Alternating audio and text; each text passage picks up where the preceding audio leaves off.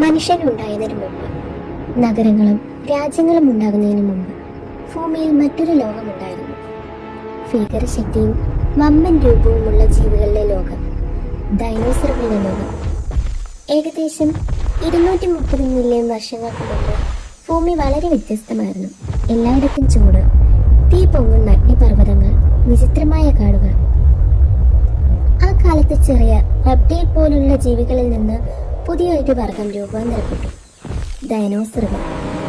ആദ്യത്തിൽ അവർ ചെറിയവരായിരുന്നു, പക്ഷെ പ്രകൃതിയോട് പൊരുതി അവർ വളർന്നു. കാലം കടന്നു പോകുമ്പോൾ ഡൈനോസറുകൾ ഭൂമിയുടെ രാജാക്കന്മാരായി മാറി.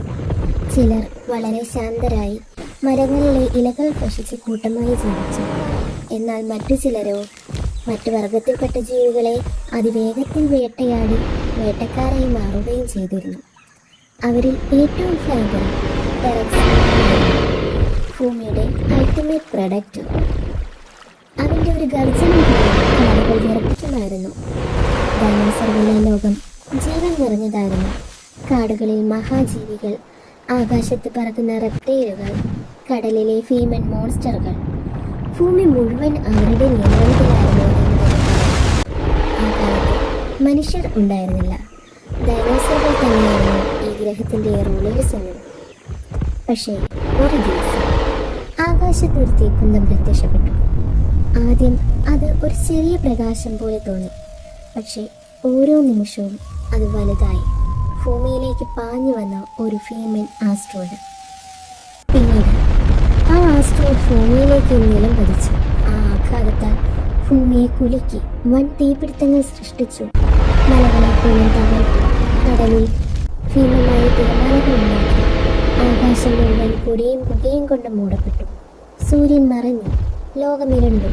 ഭൂമി തണുത്തു. സസ്യങ്ങൾ മരിക്കാൻ തുടങ്ങി.